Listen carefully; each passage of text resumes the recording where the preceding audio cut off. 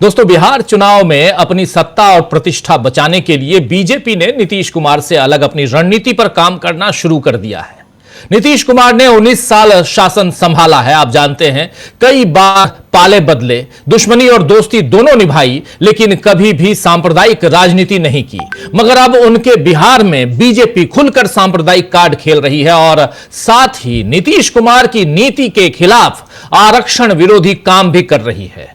आज बिहार में तेजस्वी यादव ने इसी पर मोर्चा खोल दिया है, जिसमें सीधे निशाने पर नीतीश कुमार थे, लेकिन नुकसान बीजेपी का होना तय है।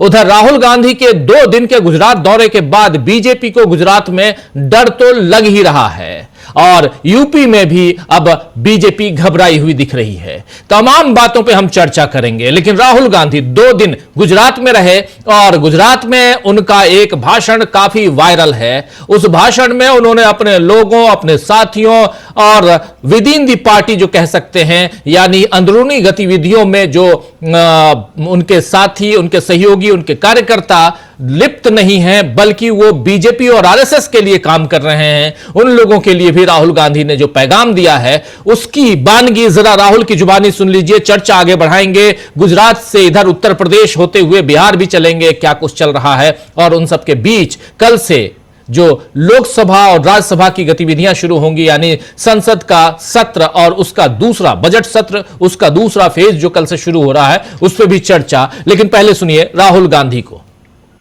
पहला काम,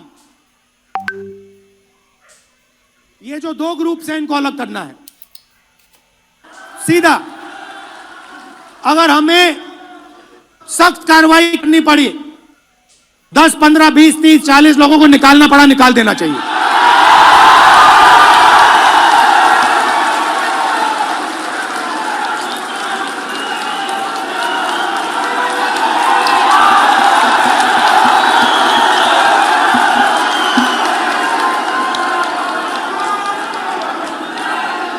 बीजेपी के लिए अंदर से काम कर रहे हो, चलो जाके देखते हैं, बाहर से काम करो।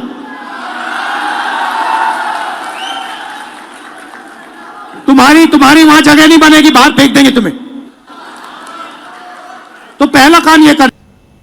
तो यह साफ साफ एक पैगाम, एक मैसेज अपने अंदर जो विद इन दी पार्टी जो कार्यकर्ता हैं उनके लिए, नेता हैं उनके लिए, वरिष्ठ नेता उनके लिए यहां राहुल गांधी ने 2 दिन के गुजरात दौरे के बाद दे दी। और वहां से बीजेपी को गुजरात में डर तो लग ही रहा है, लेकिन डर इधर उत्तर प्रदेश में भी अब बीजेपी को लग रहा है। बीजेपी उत्तर प्रदेश में घबराई हुई दिख रही है। महाकुंभ की कामयाबी पर योगी आज तक अपनी पीठ थपथपा रहे हैं, आप जानते हैं, लेकिन लोकसभा में मिली हार 2 साल बाद विधानसभा चुनाव में भी भारी न पड़ जाए, इसका डर भी शायद उत्तर प्रदेश में योगी आदित्यनाथ को लग रहा है। जी हां, आपको पता ही है कि 80 सीटें हैं लोकसभा की उत्तर प्रदेश में, और उसमें से कितनी सीटें गंवा चुकी बीजेपी इस बार, आप याद कीजिए। 43 सीटें तो इधर इंडिया गठबंधन के पास थी, जिसमें 37 सीटें समाजवादी पार्टी के पास। तो ये एक डर है, इसलिए योगी आज दिल्ली से मोदी से दिल्ली में मिलने आए और राज्य में यानी उत्तर प्रदेश में मंत्रिमंडल विस्तार और उसके साथ साथ नए प्रदेश अध्यक्ष और जिला पदाधिकारियों की नियुक्तियों पर चर्चा की। इधर राहुल गांधी गुजरात का 2 दिन का दौरा खत्म करके लौट आए हैं और अब उनका फोकस बिहार पर है। 12 मार्च को राहुल गांधी बिहार कांग्रेस के नए प्रभारी कृष्णा अल्लावरू से मिलेंगे। 12 मार्च यानी 2 दिन बाद, कल 10 है, उसके बाद 11, फिर 12, तीसरे दिन। और कृष्णा अल्लावरू ने अभी काफी वक्त बिहार में गुजारा है, जब उनको बिहार का प्रभारी बनाया गया था। वहीं कन्हैया कुमार हैं। कन्हैया कुमार बिहार में 16 मार्च से यानी अगले हफ्ते से 14 अप्रैल तक लगभग 1 महीने बिहार को नौकरी दो यात्रा निकालने जा रहे हैं। कन्हैया कुमार बिहार में, बिहार को नौकरी दो। कन्हैया कुमार को चुनाव मैदान में उतारना कांग्रेस की नई रणनीति है, उसमें भी बिहार को नौकरी दो यानी युवाओं को अपने साथ जोड़ो, यह काम कन्हैया कुमार करने जा रहे हैं। इधर मोदी भी अब अप्रैल में फिर बिहार पहुंचने वाले हैं और फिर से कई उद्घाटन और शिलान्यास कार्यक्रमों में नरेंद्र मोदी बिहार में हिस्सा लेने वाले हैं। मोदी का बार बार बिहार पहुंचना बता रहा है कि बीजेपी के लिए तेजस्वी अब बड़ी चुनौती बन गए हैं। वैसे भी तेजस्वी यादव ने अब बिहार में आरक्षण के मुद्दे पर सरकार के खिलाफ विरोध शुरू कर दिया है। आज आरजेडी ने तेजस्वी यादव के लीडरशिप में, नेतृत्व में एक प्रदर्शन किया। उस प्रदर्शन में आरजेडी का आरोप है कि हमारी सरकार ने बिहार में 65% आरक्षण की सीमा बढ़ाई थी, लेकिन एनडीए ने उसे रोककर अनुसूचित जाति और जनजाति, पिछड़ा, अति पिछड़ा वर्ग के अभ्यर्थियों का नुकसान कर दिया है। या एनडीए की सरकार के ऊपर आरक्षण पर आर पार की लड़ाई में क्या बीजेपी को फिर से 2015 जैसा नुकसान होगा बिहार में, यह देखना होगा। क्योंकि अभी जिस तरह से मोहन भागवत, धीरेन्द्र शास्त्री, श्री श्री रविशंकर और द्वारिका पीठाधीश्वर जगत गुरु शंकराचार्य स्वामी सदानंद सरस्वती सब बिहार पहुंचे हुए हैं, उससे जाहिर हो रहा है कि बीजेपी एक तरफ हिंदुत्व का मुद्दा गर्म कर रही है और दूसरी तरफ आरक्षण के खिलाफ माहौल बना रही है। साथ ही उस हिंदू राष्ट्र की बात बिहार में उठने लगी है जिसकी मुखालफत खुद नीतीश कुमार ने हमेशा की। 92 साल में के जो लाल कृष्ण आडवाणी हैं, शायद 92 साल के हैं, लेकिन या उससे ज्यादा के होंगे, मुझे ध्यान नहीं है, लेकिन 1992 आ जाइए। जी हां, जहां तक मुझे ध्यान है 1992 में लाल कृष्ण आडवाणी के रथ को लालू जी ने रोका था और नीतीश कुमार ने उनकी इस बहादुरी की तारीफ की थी। लेकिन अब उन्हीं नीतीश कुमार की सरकार में धीरेन्द्र शास्त्री ने खुलेआम, जी हां, वही बागेश्वर धाम वाले धीरेन्द्र शास्त्री, इसने खुलेआम हिंदू राष्ट्र की बात करते हुए कहा है कि उनका संकल्प हिंदुओं को बचाना है, उन्हें जगाना है। कह रहे हैं यहां धीरेन्द्र शास्त्री कि हमारा संकल्प हिंदुओं को बचाना है, उन्हें जगाना है। धीरेन्द्र शास्त्री ने कहा है कि सभी हिंदू एकजुट हो तो भारतवर्ष हिंदू राष्ट्र बनेगा। सभी हिंदू एकजुट हों तो भारतवर्ष हिंदू राष्ट्र बनेगा। वहीं बांका में जगत गुरु शंकराचार्य स्वामी सदानंद सरस्वती ने विवादास्पद दावा किया है कि भारत के संविधान में हिंदुओं को धर्म की शिक्षा देने से रोका गया है। उन्होंने यह भी आरोप लगाया कि स्कूलों में हिंदू बच्चों को धर्म की शिक्षा नहीं दी जाती। स्कूलों में हिंदू बच्चों को धर्म की शिक्षा नहीं दी जाती, यह साहब कह रहे हैं, शंकराचार्य महाशय सदानंद सरस्वती। जबकि हकीकत यह है दोस्तों कि स्कूलों में रामायण और गीता की शिक्षा दी जाती है। उधर मुजफ्फरपुर में मोहन भागवत ने कहा कि राजनीति में रुचि रखने वाले स्वयंसेवक भाजपा को अपने करीब इसीलिए पाते हैं क्योंकि उसने अनुच्छेद 370 हटाने और श्री राम मंदिर के आरएसएस के मुद्दे को पूरा किया। राम मंदिर और 370 हटाने के मुद्दे को भाजपा ने पूरा किया। नीतीश कुमार की सारी जिंदगी दोस्तों राजनीति इस तरह की बातों में रही है जहां सांप्रदायिकता ना हो, यानी सांप्रदायिकता के खिलाफ की राजनीति उन्होंने की। लेकिन अब ऐसा लग रहा है कि नीतीश कुमार ने नरेंद्र मोदी के सामने ऐसे सरेंडर कर दिया है, नीतीश कुमार ने नरेंद्र मोदी के सामने ऐसे सरेंडर कर दिया है जैसे नरेंद्र मोदी ने डोनाल्ड ट्रंप के सामने किया है। मोदी देश का नुकसान करा रहे हैं और नीतीश कुमार जो हैं वो बिहार का नुकसान करा रहे हैं, क्योंकि बिहार में आरएसएस की इतनी पैठ कभी नहीं थी जितनी नीतीश के शासन में बन गई है। और अब हिंदू त्योहारों पर सांप्रदायिक नफरत जाहिर करने की घटनाएं भी होने लगी हैं। याद कीजिए कि किस तरह कुछ समय पहले बिहार शरीफ का ऐतिहासिक मदरसा जला दिया गया था। तो दोस्तों, क्या नीतीश कुमार ने बीजेपी के सामने घुटने टेके हैं या मोदी ने अपनी अलग रणनीति बनाकर चुनाव लड़ने का मन बना लिया है? क्या यूपी और बिहार में होने वाला है कुछ बड़ा? आज इसी पर चर्चा करेंगे। हमारे साथ कुछ वरिष्ठ साथी हैं, उन सबसे पहले आपका परिचय करवाता हूं। जरा स्क्रीन पर ले आइए तमाम साथियों को। बहुत इंपॉर्टेंट है दोस्तों कि नीतीश कुमार क्या सरेंडर हो गए हैं नरेंद्र मोदी के सामने? नरेंद्र मोदी तो सरेंडर दिखाई देते हैं, लेकिन क्या नीतीश बाबू सरेंडर हो गए हैं? श्री श्री रविशंकर, धीरेन्द्र शास्त्री, मोहन भागवत, सदानंद सरस्वती, ये तमाम धर्म गुरु आखिर क्यों पहुंचे हुए हैं बिहार? और जो बातें हो रही है वहां पे सब सांप्रदायिक ध्रुवीकरण की बातें आखिर क्यों कर रहे हैं? क्या किसी एजेंडे के तहत यह सब कुछ हो रहा है बिहार में? और उत्तर प्रदेश के मुख्यमंत्री आखिर भागे भागे यहां दिल्ली नरेंद्र मोदी के पास क्यों पहुंचे? क्या उत्तर प्रदेश में भी कुछ गड़बड़ होने वाला है? बहुत सारी बातें, इन बातों का कुछ टोह, कुछ जानकारी, कुछ डिकोड, ये सब करने की कोशिश करते हैं। हमारे साथ 3 वरिष्ठ साथी जुड़े हुए हैं। हमारे साथ अमलेंदु उपाध्याय जी हैं, संजय कुमार सिंह साहब हैं, जयशंकर गुप्ता जी हैं। आप तीनों का स्वागत इस्तकबाल है। स्वागत इस्तकबाल आप तमाम दोस्त साथी शुभचिंतक आप सबका जो अब तक जुड़ चुके हैं उनका भी, जो जुड़ने वाले हैं उनका भी। सीधा आना चाहता हूं अमलेंदु उपाध्याय जी आपके पास। अमलेंदु जी, बिहार से लेकर उत्तर प्रदेश तक, लेकिन खासकर बिहार में और इधर देखा जाए तो कल से संसद का नया सत्र, नया नहीं बल्कि बजट सत्र का दूसरा फेज शुरू होने जा रहा है और उसमें भी बहुत सारी बातें हैं, बहुत सारे ऐसे मसले हैं जिस पर चर्चा खूब होगी। नरेंद्र मोदी के सामने एक और भी बड़ी चुनौती है जो सरेंडर करते हुए नजर आते हैं डोनाल्ड ट्रंप के सामने। तो यह भी पूछा जाएगा कि आपने डोनाल्ड ट्रंप के सामने सरेंडर क्यों कर दिया। तो ये तमाम बातें हैं, इसलिए जरा आपसे समझना चाहता हूं अमलेंदु जी कि आखिर देश में चल क्या रहा है, क्या कुछ बड़ा होने वाला है? राजीव जी, लगता तो निश्चित तौर पे यही है कि देश में कुछ बड़ा होने वाला है और जिस तरीके के सियासी हलचल चल रही है बिहार में, उत्तर प्रदेश में और महाराष्ट्र में, राजीव जी इसमें महाराष्ट्र को भी जोड़ लिया जाए, वहाँ भी जो हलचल चल रही है और अंतर्राष्ट्रीय फलक पर जो हलचल चल रही है, इससे साफ दिखाई पड़ता है कि कुछ ना कुछ तो बड़ा होने वाला है। एक तो राजीव जी जिस तरीके से रेसिप्रोकल टैरिफ का मामला बढ़ता जा रहा है, ट्रंप लगातार धमकी दे रहे हैं और हमारे प्रधानमंत्री की तरफ से एक शब्द जो है उसके लिए नहीं निकल रहा है उसके खिलाफ। तो इसको लेकर की भी देश में बहुत सारी बातें चल रही हैं कि ये प्रधानमंत्री आखिर खामोश क्यों हैं और ट्रंप का जवाब कोई क्यों नहीं दे पा रहे हैं। तो इसको लेकर ही ये सरकार लगातार घिरी हुई। छोटे छोटे देश जो हैं वो अपनी शर्तें ट्रंप के सामने रख रहे हैं और ट्रंप को तुर्की जवाब दे रहे हैं और ट्रंप पीछे हट भी रहे हैं और लोग के सामने, लेकिन हमारे प्रधानमंत्री अपने 56 इंच का सीना नहीं दिखा पा रहे हैं। दूसरा राजीव जी, आज बिहार में जिस तरीके से हुआ जो प्रेस कॉन्फ्रेंस हुई तेजस्वी यादव की और उसमें उन्होंने आरक्षण को लेकर जिस तरीके से बातें कही, वो सीधा प्रहार जो है वो नीतीश कुमार के ऊपर है कि नीतीश कुमार किस तरीके से भारतीय जनता पार्टी के साथ जाकर जिस राजनीति की नीतीश कुमार बात करते थे उस राजनीति को भूल चुके हैं और एक तरीके से उन्होंने आरक्षण चोर तक जो है वो इन सबको कह दिया, पूरे एनडीए को, कि आरक्षण चोर हैं ये सब।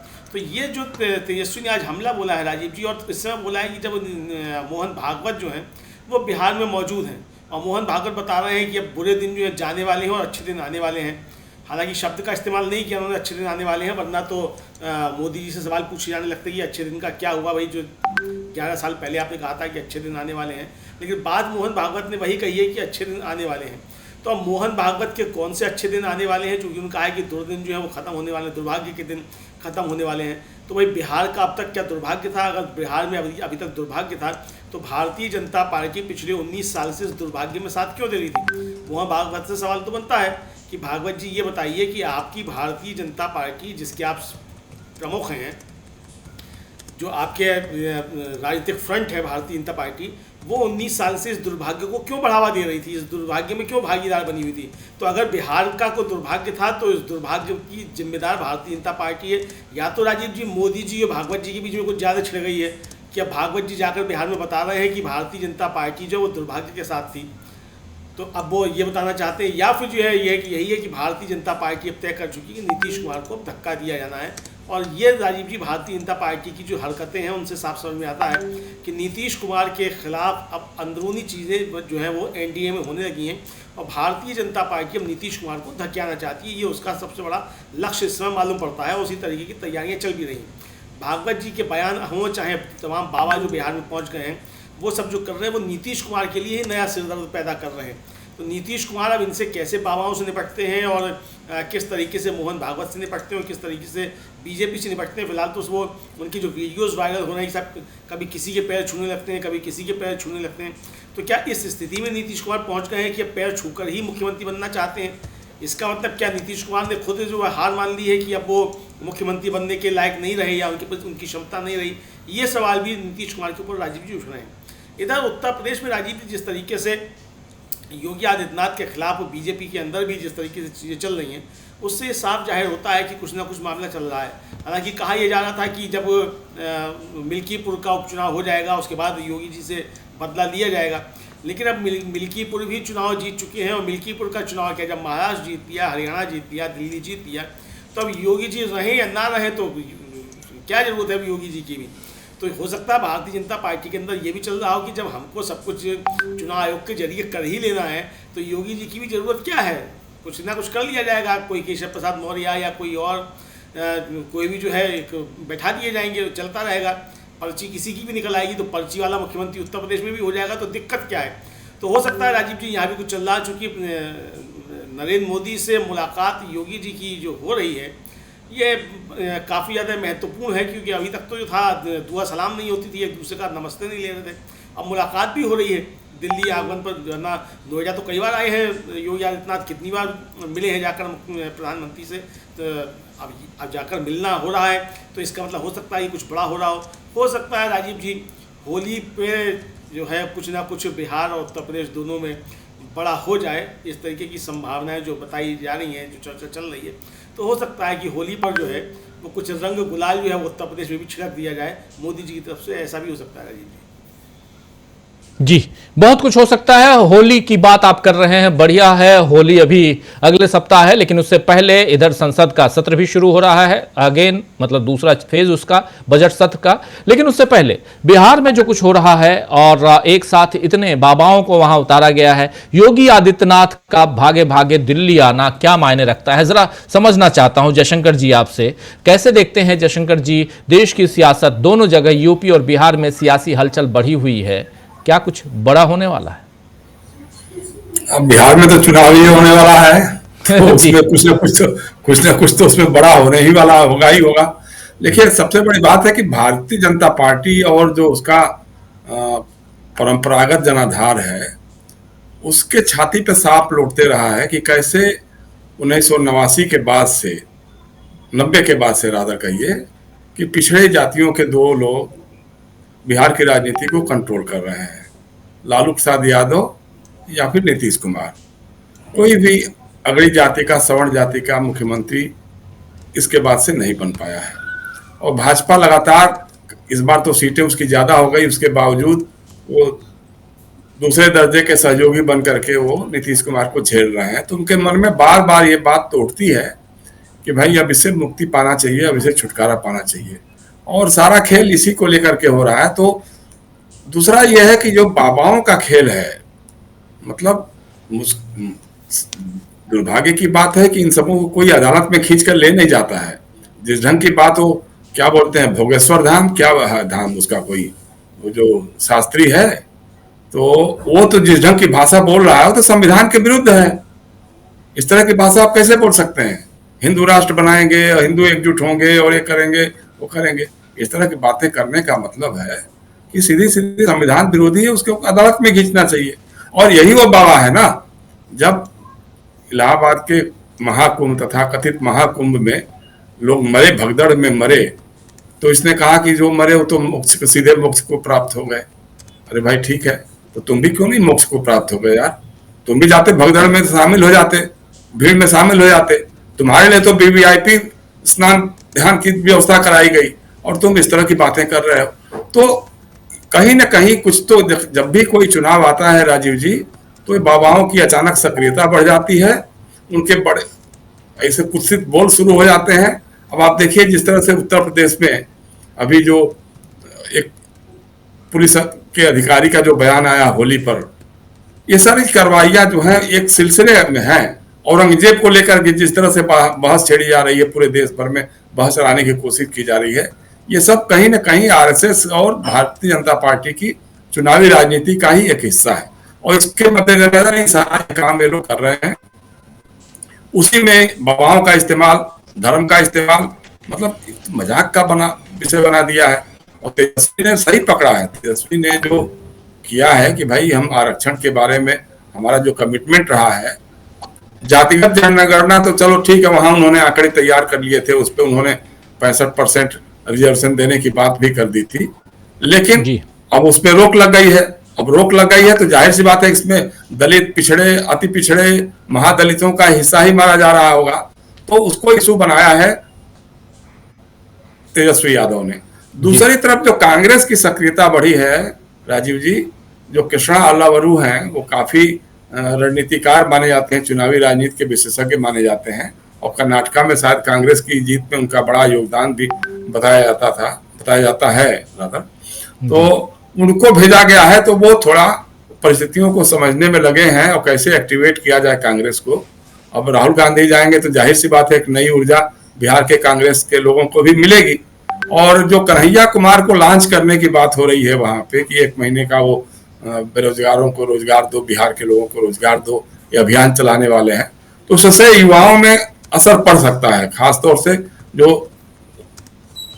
बेरोजगार युवा हैं, जो बार बार जो ठगे जाते हैं भर्ती के नाम पे या परीक्षाओं के नाम पे, परीक्षाओं में धांधली के नाम पे जो ठगे जाते हैं, तो उनके बीच ये अपना असर जमा सकते हैं। मेरा मानना यही है कि अगर विधानसभा के चुनाव में राष्ट्रीय जनता दल, कांग्रेस, वाम दलों का ईमानदार गठबंधन हुआ और ईमानदारी से उस पर अमल भी हुआ जी, तो मुझे लगता है कि नीतीश कुमार और भारतीय जनता पार्टी या चिराग पासवान का या जीतन राम मांझी जी का जो गठबंधन है ये बहुत कारगर नहीं हो पाएगा। क्यों? अच्छा, नीतीश कुमार की हालत तो इतनी दयनीय हो गई है कि हम लोग तो बड़ा कई बार बहुत मतलब लगता है कि अब उनके बारे में कोई चर्चा ही ना की जाए। जिस ढंग का वो बिहेव कर रहे हैं, वो पब्लिकली जो बिहेव कर रहे हैं, उससे कहीं ना कहीं लगता है कि या तो उनका मानसिक संतुलन खो गया है या उनके दिमाग में घूम रहा है कि कैसे भी एक बार और मुख्यमंत्री बन जाएं ताकि उनके नाम एक रिकॉर्ड कायम हो जाए देश के सबसे लंबे समय तक, लंबी अवधि तक मुख्यमंत्री बने रहने का। तो हो सकता है कि उसके लिए वो कर रहे होंगे, लेकिन उसके लिए क्या क्या कर सकते हैं वो जिस ढंग से सरेंडर कर गए हैं। एक बयान उनका नहीं आ रहा है, मोहन भागवत जो बोल रहे हैं उसके बारे में, या भागेश्वर क्या है वो भोगेश्वर जो शास्त्री है उसके बारे में उनका कोई बयान नहीं आ रहा है कि भाई इस तरह की बात बिहार में आकर के तुम कैसे कर सकते हो। लेकिन ये सब हो रहा है, तो इसका मतलब कहीं ना कहीं नीतीश कुमार दबाव में महसूस कर रहे हैं खुद को, अपने आप को, और उनकी पार्टी में भी एक तरह की बेचैनी बढ़ रही है। देखिए, उनकी पार्टी में 2 तरह के लोग हैं। एक तो जो सीधे सीधे भाजपा के साथ हैं, चाहे ललन सिंह हो, चाहे वो संजय झा जी को उन्होंने कार्यकारी अध्यक्ष बनाया है, लेकिन जो जनाधार है उसमें सवर्णों का छोटा एक हिस्सा है उनके साथ, लेकिन पिछड़ी जातियों का, खास तौर से जो कुर्मी, कोयरी, कुशवाहा ये जातियां हैं, ये उनके साथ हैं, उनके साथ लामबंद है। और दूसरा जो अति पिछड़ी जातियां हैं, अति पिछड़ी जातियों का बड़ा समर्थन नीतीश कुमार के साथ रहा है। तो अगर तेजस्वी यादव का अभियान जोर पकड़ेगा और नीतीश कुमार उस पर चुप्पी साधे रहेंगे, कुछ बोलेंगे नहीं, तो जाहिर सी बात है कि इस बार नीतीश कुमार को खामियाजा भुगतना पड़ेगा। दूसरा ये कि बिहार के जो अल्पसंख्यक मुसलमान हैं उनके बीच भी नीतीश कुमार की अपनी एक पकड़ रही है। उनको लोग मानते रहे हैं कि भाई ठीक है, बाकी सब ठीक है, लेकिन कम से कम नीतीश कुमार जी के सेकुलरिज्म पे या सेकुलर क्रेडेंशियल्स पे हम डाउट नहीं कर सकते, शक नहीं कर सकते हैं। लेकिन अब इन सवालों पे जब तक उनकी चुप्पी बनी रहेगी तो वो लोग भी अब पूरी तरह से इस बार कट जाएंगे। इस बार हमको नहीं लगता है कि उनके साथ कोई जाने वाला है। अब भारतीय जनता पार्टी की अपनी रणनीति क्या हो सकती है उसका तो साफ साफ है। एक तो वही धर्म का नाम उठाएंगे, हिंदू बनाम मुस्लिम का ये चुनाव बनाने की कोशिश करेंगे। हालांकि उसमें बहुत ज्यादा कामयाबी उत्तर प्रदेश में भी नहीं मिल पाई थी और लोकसभा के चुनाव में नहीं मिल पाई थी, और बिहार में भी पिछले चुनाव में भी 1-2 चुनावों में उनको उतनी कामयाबी इस मुद्दे पर नहीं मिल पाई थी। लेकिन इस बार उनको लग रहा है कि अभी नहीं तो कभी नहीं।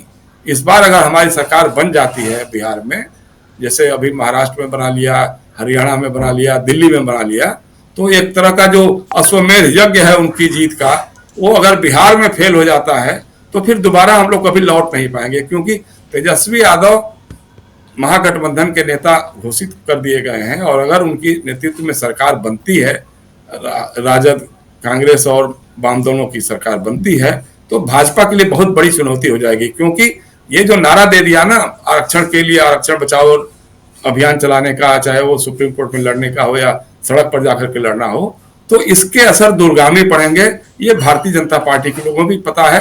तो शायद हो सकता है कि भाजपा की रणनीति का एक हिस्सा ओबीसी और एमबीसी, मोस्ट बैकवर्ड क्लासेज को भी जोड़ने के साथ में कुछ केमिस्ट्री बनाने की बात हो सकती है।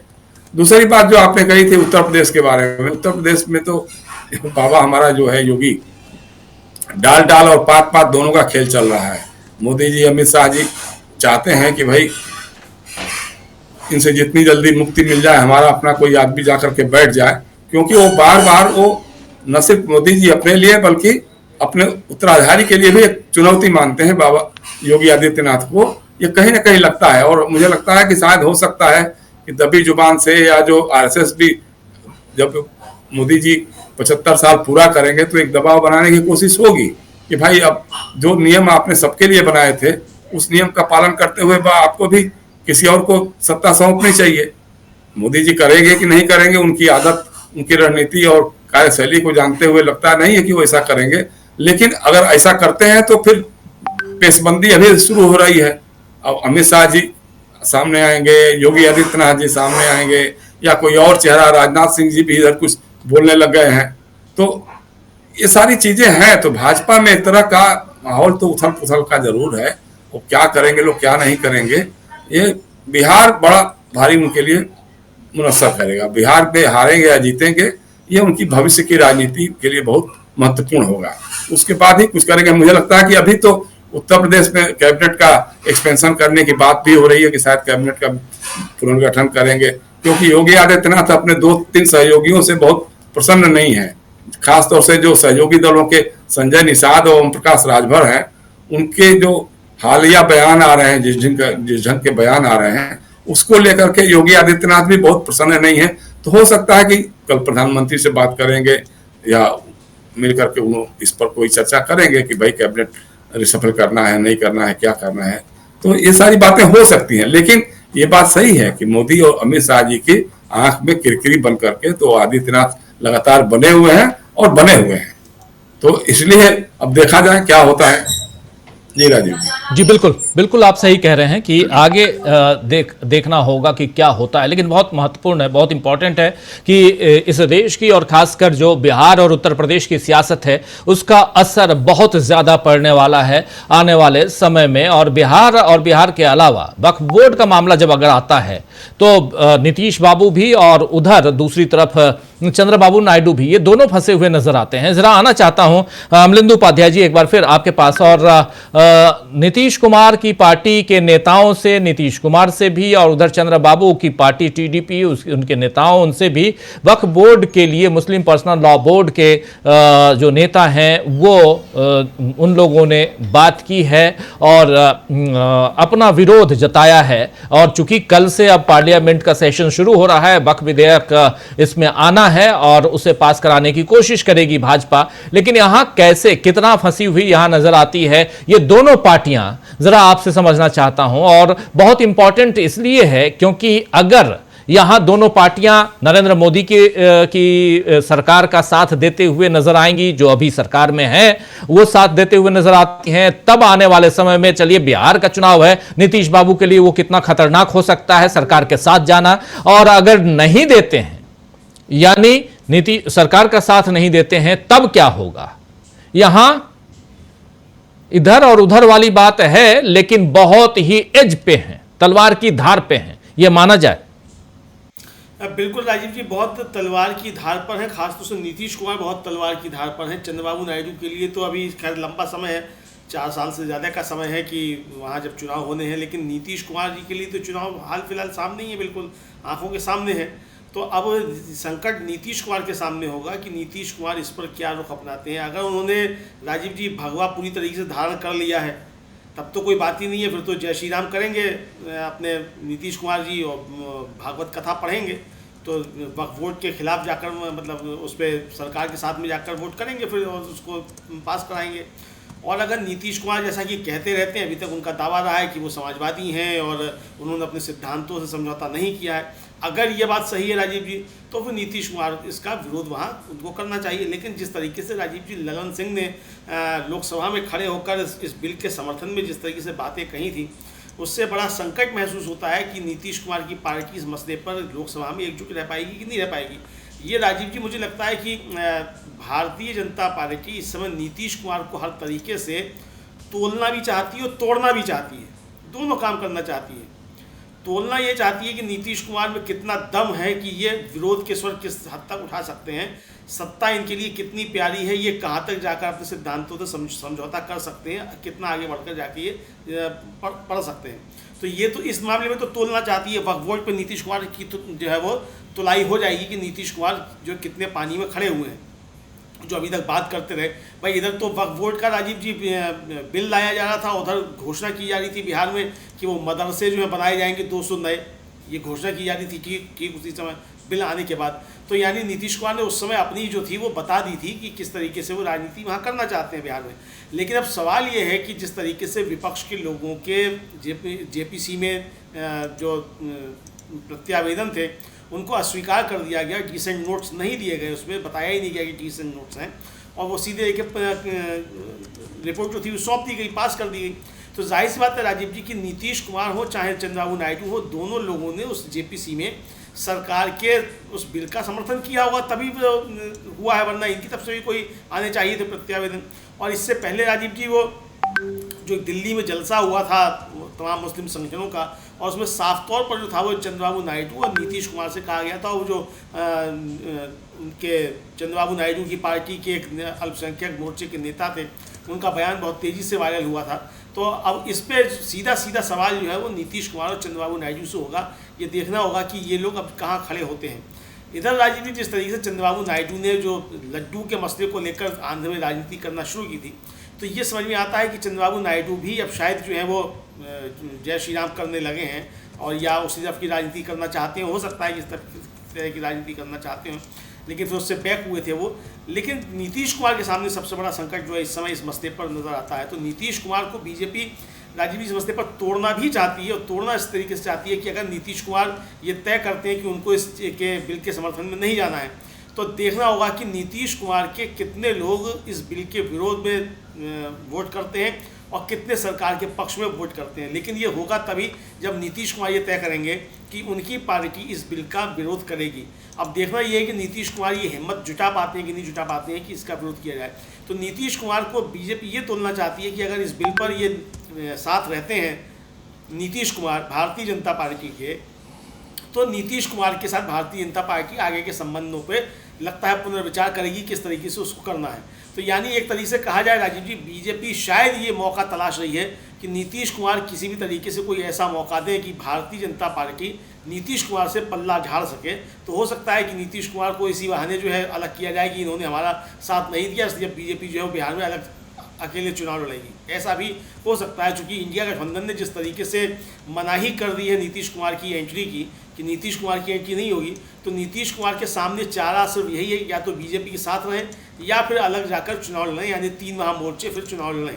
तो अब ये देखना होगा, बहुत दिलचस्प होगा कि इस मसले पर नीतीश कुमार क्या फैसला लेते हैं, और जब तक इस पर उनका कोई फैसला नहीं आएगा राजीव जी, तब तक नीतीश कुमार की राजनीति क्या है इसको कुछ कहा नहीं जा सकता। मुझे लगता है कि ये बिल पे काफ़ी कुछ निर्भर करेगा नीतीश कुमार की आगे की राजनीति, नीतीश कुमार के आगे का कदम, और बीजेपी के भी आगे के कदम कि नीतीश कुमार के साथ बीजेपी क्या शुरू करने जा रही है।